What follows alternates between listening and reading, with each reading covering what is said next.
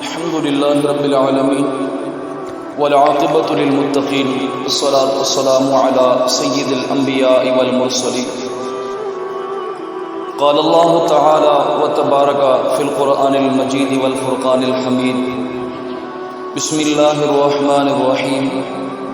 قل لا أسألكم عليه أجرا إلا المودة في القربى. صدق الله مولانا العظيم وصدق رسوله النبي الكريم الرؤوف الرحيم. اللهم نذر قلوبنا بالقرآن وزين أخلاقنا بالقرآن وأدخلنا الجنة بالقرآن ونجنا من النار بالقرآن. قال الله تبارك وتعالى في شان حبيبه إن الله ملائكته يصلون على النبي يا أيها الذين آمنوا صلوا عليه وسلموا تسليما. الصلاة والسلام عليك يا رسول الله وعلى آلك وأصحابك يا حبيب الله. الصلاة والسلام عليك يا رسول الله وعلى آلك وأصحابك يا محبوب رب العالمين. اللہ جل شانہ کی حمد و ثنا کے بعد حضور نبی اکرم شفیع امم رسول محتشم نبی مکرم اللہ کے پیارے امت کے سہارے رب کے محبوب دانۂ غیوب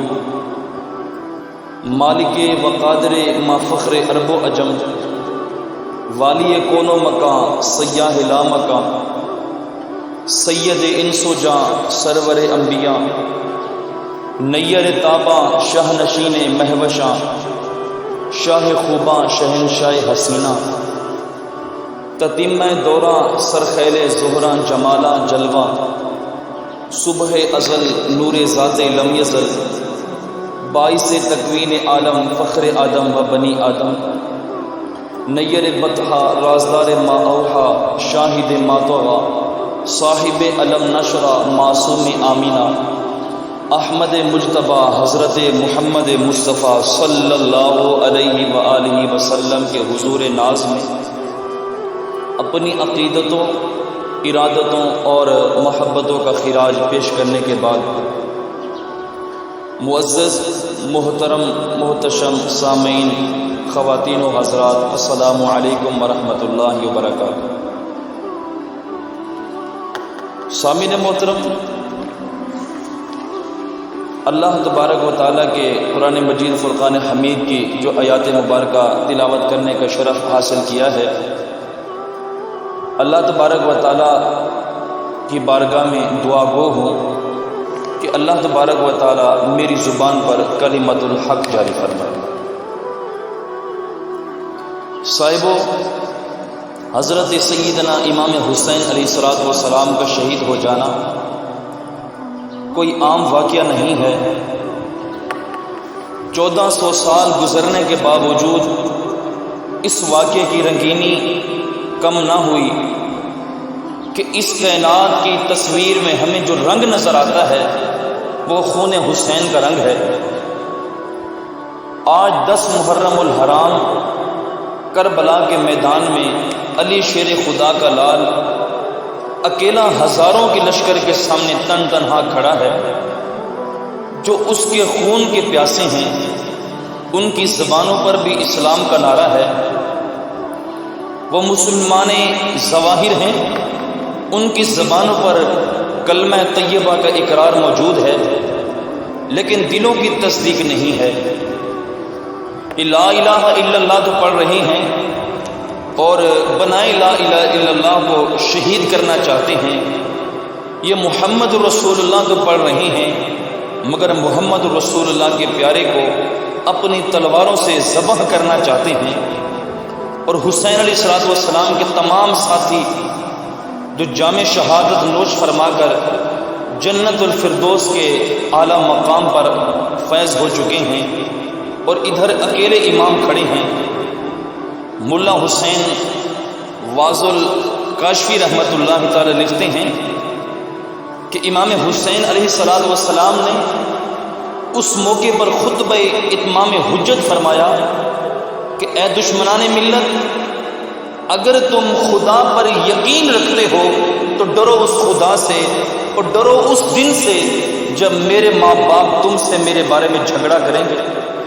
محشر کی گرمی، حدت اور پیاس کو یاد کرو اور یہ بھی سوچو کہ حوض کوثر کے کنارے پر کھڑا ہونے والا ساقی کوثر کون ہے۔ روایات میں آتا ہے کہ امام نے خطبے سے بعض لوگ تو میدان جنگ سے واپس ہوئے اور بعض نے رونا شروع کر دیا۔ اس وقت شمر ذل جوشن ملعون نے کہا، اے ابن ابو تراب، اپنی بات لمبی نہ کر اور یزید کی بیعت کر یا مرنے کے لیے تیار ہو جا۔ اس کی بکواس پر امام نے اپنا خطبہ بند کر دیا اور پھر امام نے یزیدی لشکر پر حملہ کر دیا۔ علی کا خون پوری آب و تاب سے منافقین کے لشکر پر حملہ آور ہوا اور یزیدی کتے ادھر ادھر بھاگ رہے تھے اور امام حمام کی تلوار جوش و خروش سے اللہ تعالیٰ کے دین کی سر بلندی کے لیے جہاد میں مصروف تھی۔ اور پھر امام علی مقام کے کانوں میں اذان کی آواز آتی ہے۔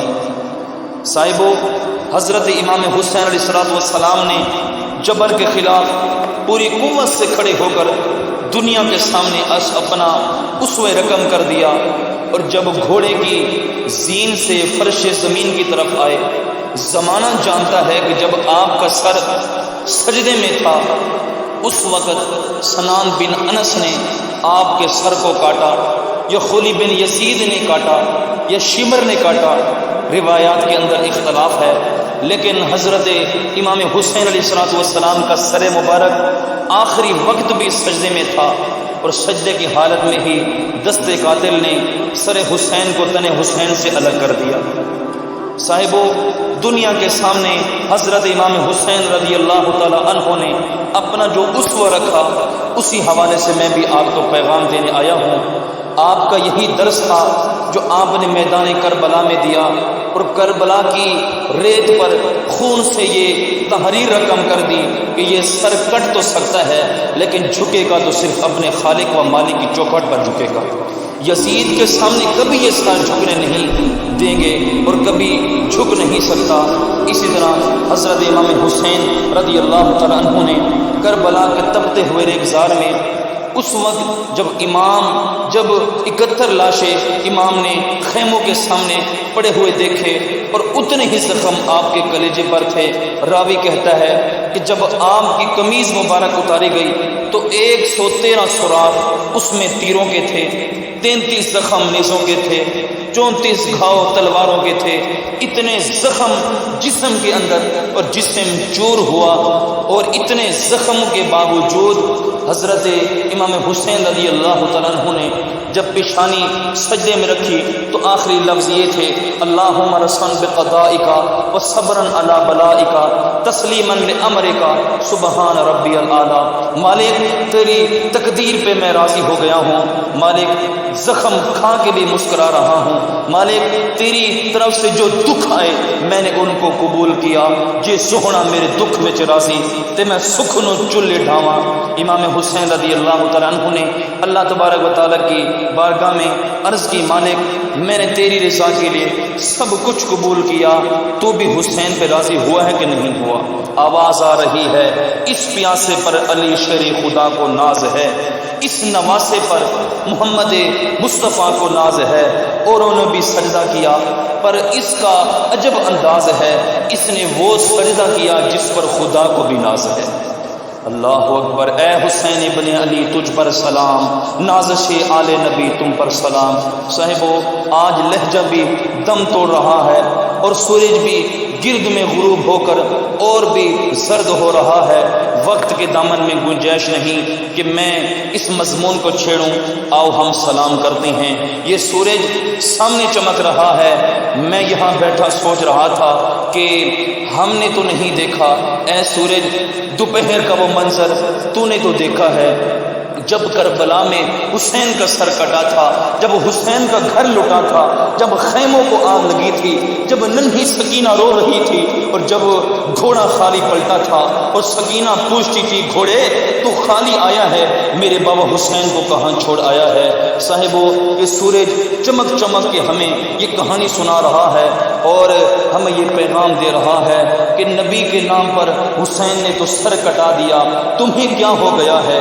آج تم کہتے ہو کہ دین پہ چلنا بہت مشکل ہے، تم شور ڈال رہے ہو جن کے لیے مسجدوں میں قالین بچھے ہوئے ہیں، سردیوں میں گرم پانی دستیاب ہے اور ان کے لیے مسجدوں میں آسائشیں موجود ہیں، اور پھر وہ کہتے ہیں کہ دین پہ چلنا بڑا مشکل ہے۔ ذرا دیکھو حسین ابن علی کو، سجدے میں سر رکھ کر پیشانی رب کے حضور رکھ کے حسین ابن علی کہہ رہے ہیں مالک میں سر کٹا کے بھی تیرے حضور حاضر ہوں اور تجھ پہ راضی ہوں، اور تو بھی بتا تو بھی حسین پہ راضی ہے یا نہیں ہے؟ نازش آل نبی تم پر سلام، واہ حسین تیری عظمت کو سلام۔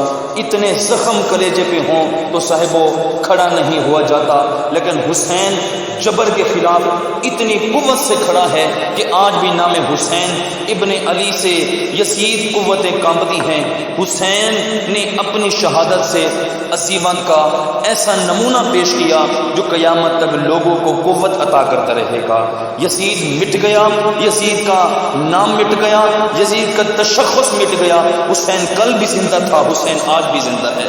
یارو مرتا تو وہ ہے جس کی فکر مر جائے، مرتا تو وہ ہے جس کا نصب العین مر جائے، یارو مرتا تو وہ ہے جس کا مشن ختم ہو جائے۔ آج بھی حسین کا نصب العین زندہ ہے، حسین کی فکر زندہ ہے، حسین کا مشن زندہ ہے، حسین خود زندہ ہے، حسین کا نانا بھی زندہ ہے۔ آج بھی ہزاروں کروڑوں اربوں انسان حسین کا نام لے کے جی رہے ہیں۔ میں کہتا ہوں یزیدیوں، یزید کا نام لینے سے پہلے سر جھکاتے ہو، یزید کا نام لیتے ہوئے پسینہ پسینہ ہوتے ہو، نام لینے کے بعد منہ چھپا لیتے ہو۔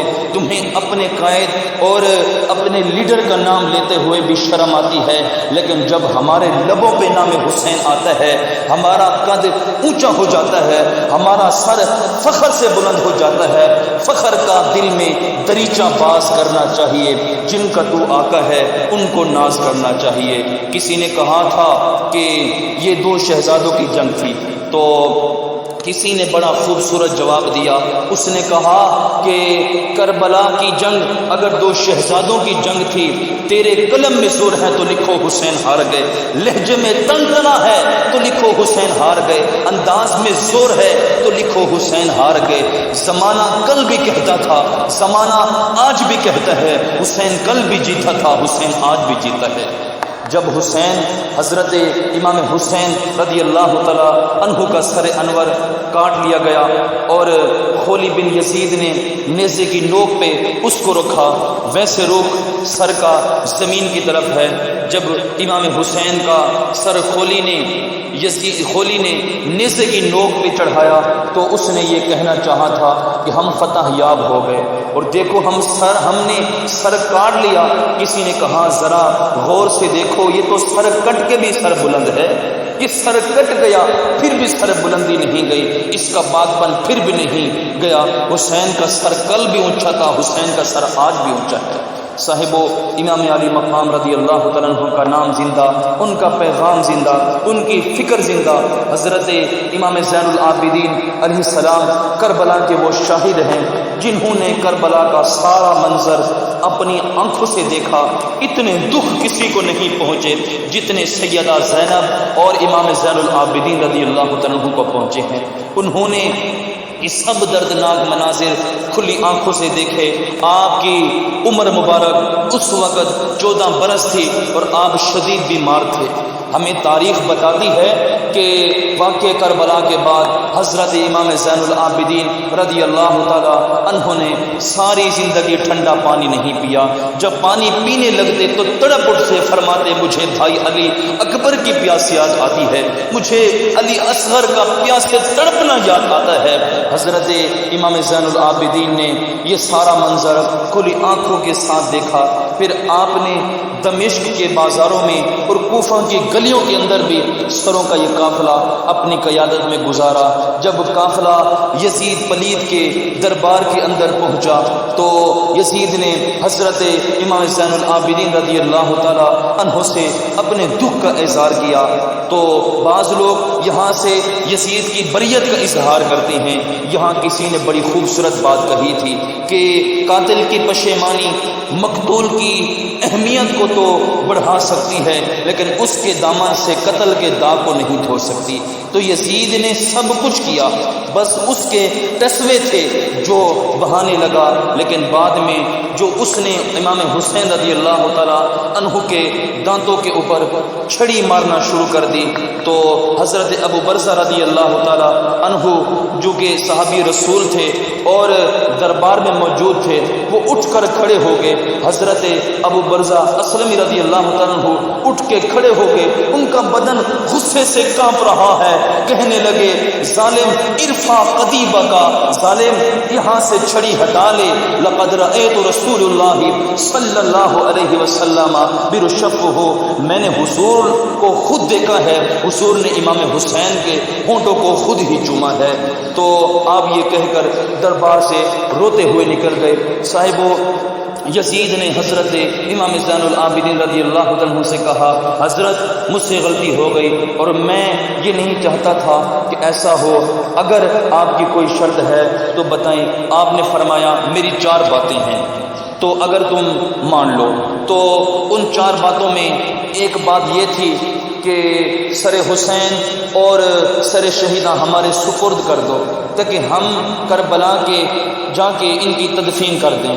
دوسری شرط یہ تھی کہ ہمیں میدان مدینہ منورہ میں حفاظت پہنچا دو۔ تیسری شرط یہ تھی دمشق کی جامعہ مسجد کے اندر جمعے کا خطبہ دینے کی ہمیں اجازت دو۔ اور چوتھی بات آپ نے یہ فرمائی کہ جو قاتلان حسین ہیں وہ ہمارے سپرد کر دیا جائے۔ اس نے کہا کون ہے قاتل حسین کا؟ لوگوں نے کہا خولی ہے۔ تو خولی نے کہا میں نے قتل نہیں کیا، اس سنان بن انس نخی نے کیا ہے۔ سنان بن انس نخی کو کہا ہاں تو بتا، تو وہ کہنے لگا میں نے قتل کیوں کرنا تھا، یہ تو شمر ذل جوشن نے کیا ہے۔ شمر ذل جوشن کو کہا تو بتا، کہنے لگا میں نے قتل نہیں کیا، میرا کون سا حسین نے کچھ بگاڑا تھا، قتل اس نے کیا ہے جس کی حکومت کو خطرہ تھا۔ تو وہ ہے وہ قاتل حسین کا، حسین کا قاتل تو یزید ہے۔ صاحبو، یزید کہنے لگا کہ آپ کی یہ شرط میں پوری نہیں کر سکتا، آپ خطبہ دے دیں۔ اب حضرت امام زین العابدین رضی اللہ تعالی عنہ خطبہ دینے کے لیے کھڑے ہوئے۔ خطابت اس گھر کی لونڈی ہے، اس خاندان کے افراد بولتے ہیں تو حکمت کے موتی رولتے ہیں۔ جب حضرت امام زین العابدین رضی اللہ تعالی عنہ کھڑے ہوئے، 14 سال کی عمر ہے، دمشق کی جامعہ مسجد ہے، یزید بھی بیٹھا تھا، ایان سلطنت بھی تھے، عوام کا بھی ہجوم تھا۔ جب آپ نے خطبہ شروع کیا لوگ زاروں کے تار رونے لگے، اور آپ نے جب اہل بیت کے مناقب لوگوں کے سامنے بیان کیے تو یزید گھبرا گیا کہ کہیں لوگ میرے گریبان تک نہ پہنچ جائیں۔ اس نے محسن کو اشارہ کیا جلدی کرو، جلدی آذان پڑھو۔ تو جب اس نے کہا اللہ اکبر اللہ اکبر تو حضرت شہزادہ زین العابدین رضی اللہ تعالی عنہ نے کہا کہ اس کے اندر کوئی شک نہیں، اللہ سب سے بڑا ہے۔ جب شہادتین کہا اشہد اللہ الہ الا اللہ، تو حضرت امام زین العابدین نے کہا ہاں اللہ کے علاوہ کوئی عبادت کے لائق نہیں ہے، اس کی گواہی ہم نے خون سے دی ہے، ہم نے اس کی گواہی اپنے لہو سے دی ہے۔ اور پھر اس کے بعد جب اشہد ان محمد الرسول اللہ کے لفظ آئے تو حضرت امام زین العابدین رضی اللہ تعالی عنہ نے کہا یزید دیکھ، اب آذان کے اندر میرے نانے کا نام ہے یا تیرے نانے کا نام ہے؟ آج بھی منبر پر میرے نانے کا نام ہے۔ صاحبو، یزید مر گیا، اس کا نام مر گیا، اس کا تشخص مٹ گیا۔ حسین کل بھی زندہ تھا، حسین آج بھی زندہ ہے۔ حسین کربلا کے تپتے ہوئے ریگزار میں بھی زندہ تھا، حسین کوفے کے بازار میں بھی زندہ ہے، حسین دمشق کی جامع مسجد بھی زندہ، مدینے میں بھی زندہ، مکے میں بھی زندہ، کابل میں بھی زندہ، کندھار میں بھی زندہ، قلعہ زنگی میں بھی زندہ، تورا بورا میں بھی زندہ، موصل میں بھی زندہ، بغداد میں بھی زندہ، غزہ کی پٹی میں بھی زندہ، فلسطین میں بھی زندہ۔ آج حسین کی زندگی، حسین کا باغبن دنیا کو بتا رہا ہے، ظلم و جبر کے منہ پر تماچا حسین مارے گا۔ زمانہ بتائے گا کہ حسین کل بھی زندہ تھا، حسین آج بھی زندہ ہے۔ حسین کی فکر لے کے اٹھو اور پوری دنیا پہ چھا جاؤ اور زمانے کو بتاؤ کہ ہم حسین ابن علی کے سپاہی ہیں۔ صاحبو، صرف محرم میں آنسو بہانے سے کچھ نہیں ہوگا۔ بتائیں کہ کیا صرف محرم ہی حسین کا مہینہ ہے؟ نہیں نہیں، سارا اور پورا سال حسین کا ہے، پوری زندگی حسین کی ہے، پورے زمانے حسین کے ہیں۔ صاحبو، یہ صرف عاشورہ کا دن یا عاشورہ کی شب ہی حسین کی نہیں، سارے زمانے حسین کے ہیں۔ کل بھی حسین کا تھا، آج بھی حسین کا ہے، کل بھی حسین کا ہوگا۔ آؤ اٹھیں، قرآن کو لے کر حسین ابن علی رضی اللہ عنہ کے نے تو نیزے کی نوک پہ بھی قرآن سنایا، اور آج ہم اسی قرآن کی دعوت کو لے کر اٹھیں اور حسین ابن علی رضی اللہ عنہ کے پیغام کو گھر گھر پہنچائیں۔ یاد رکھیں، یہ جو ہے حسین ابن علی کا واقعہ، یہ بہت بڑا طویل واقعہ ہے، لیکن مختصر وقت کے اندر میں نے سوچا آپ کے سامنے رکھوں، اور یہ بڑا حساس واقعہ ہے۔ اور اسی طرح یاد رکھیں، ہم حسین ابن علی رضی اللہ عنہ کے اس واقعے پر یاد رکھیں، ہم یہ نہیں کہتے ہائے ہائے حسین، ہم کہتے ہیں واہ واہ حسین۔ ہم حسین تیری عظمت کو سلام کرتے ہیں، فخر کا دل میں دریجہ باز کرنا چاہیے، جن کا تو آقا ہے ان کو ناز کرنا چاہیے۔ اللہ مجھے آپ کو اہل بیت کی سیرت کو بیان کرنے کی توفیق عطا فرمائے، اہل بیت کی سیرت کو سمجھنے اور اس پر عمل پیرا ہونے کی بھی توفیق عطا فرمائے۔ وآخر دعوانا ان الحمد للہ رب العالمین۔